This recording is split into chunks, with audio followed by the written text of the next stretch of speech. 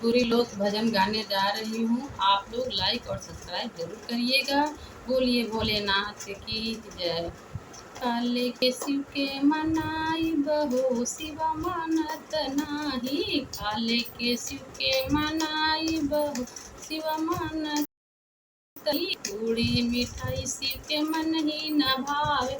पूड़ी मिठाई शिव के मन ही न भावे। भांग धतुर कहाँ पाई बहो शिवा मानत नाही। भांग धतुर कहाँ पाई बहो शिवा मानत नाही। काले के शिव के मनाई बहो शिवा मानत नाही। साला दू साला शिव के मन ही न भावे। साला दू साला शिव के मन ही न भावे। मिर्गा के छाला कहाँ पाई बहो शिवा मानत नाही। मिर्गा के छाला कहाँ पाई बहो शिवा मानत नाही। काले के शिव के मनाई बहो शिवा मानत नाही।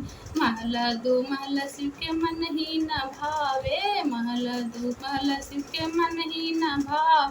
टूटही झोपड़िया कहाँ पाई बहो शिवा मानत नाही। टूटही झोपड़िया कहाँ पाई बहो शिवा मानत नाही।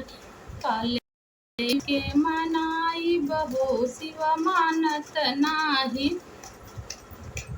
हाथी और घोड़ा शिव के मन ही न भावे। हाथी और घोड़ा शिव के मन ही न भावे। ए बुढ़वा बैल कहाँ पाई बहो शिवा मानत नाही। बुढ़वा बैल कहाँ पाई बहो शिवा मानत नाही। काले के शिव के मनाई बहो शिवा मानत